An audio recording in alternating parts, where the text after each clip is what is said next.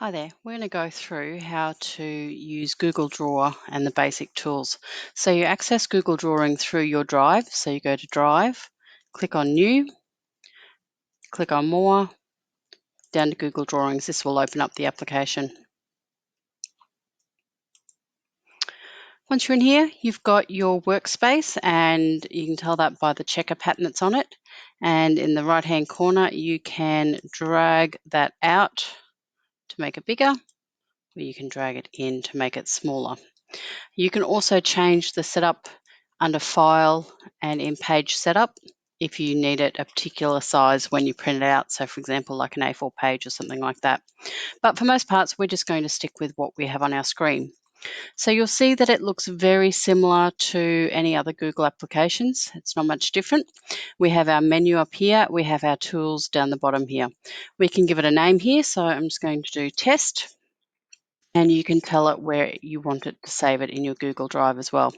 So what we're going to do is we're going to just go through the basic tools that you will be using mainly in when you use Google Drawing. So we're going to start off by looking at our shape tools here. And these are our pre-made shapes. So if we go into here, we can see that we've got squares. And just like any of the other applications, we click on them and put shapes. So you can do different kind of shapes over the place. I'm going to do a few different shapes. We might go down and do this one, I think. Okay, so we've got our 3 different shapes on there, and now we can play around with our colors. So you can either do all your shapes first or change the colors as you go.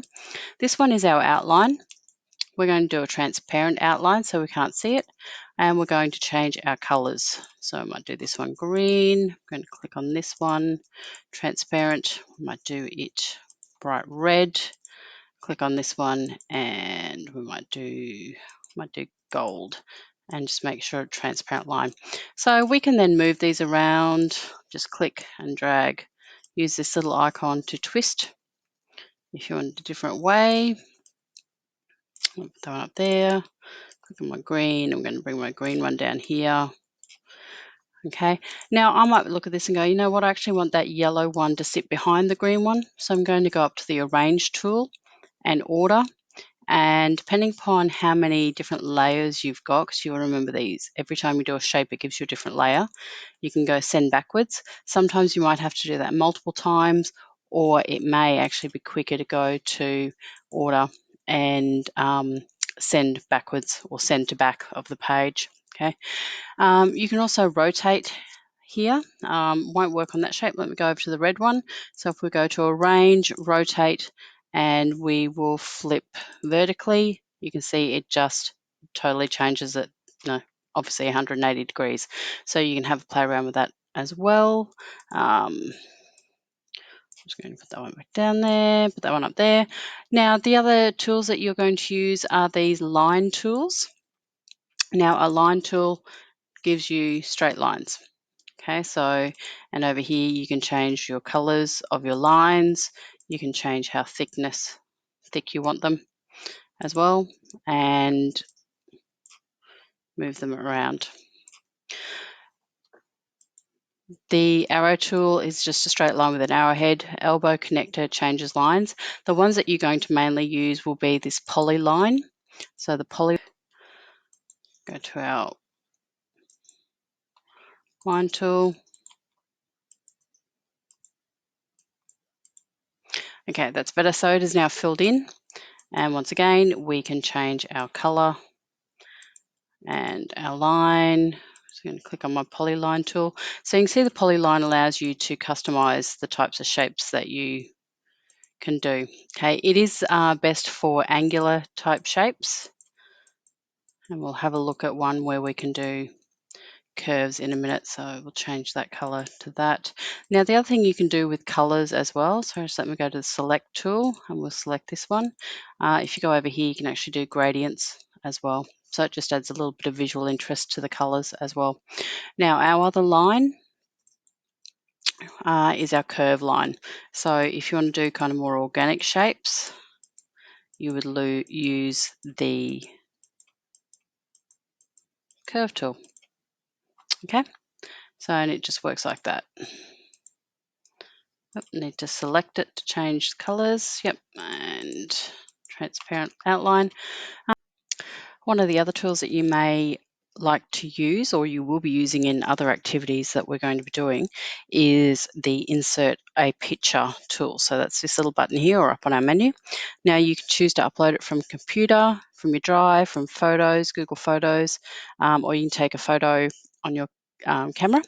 Most of the times you're going to be searching the web, so you just click on search the web. Over here it'll come up with pictures, so we might just put dancing silhouette.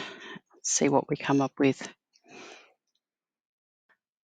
Okay, I'm going to choose that one. I'm going to insert that. Okay, and that's our figure. Okay, so you can leave that in there. Otherwise, you can add other pictures and things like that.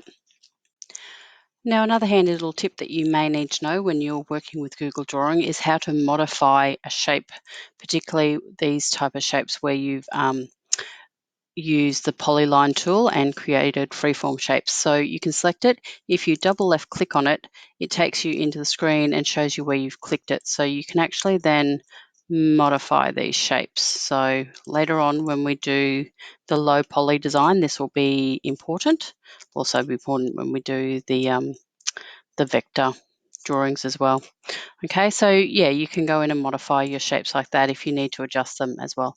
And you just double click out and go to your next shape. Okay, so it'll work. This one's grouped, so it won't actually work on those. I'd need to ungroup them first. So yeah, so that's pretty much all the tools that you really will be using. Obviously the undo, the redo, the paint format gives you a full block color. You need to have an area selected for that. You've got lots of different shapes in here that you can use from geometric. Arrows, the callouts you kind of won't use unless you're doing, callouts obviously, and shapes like that.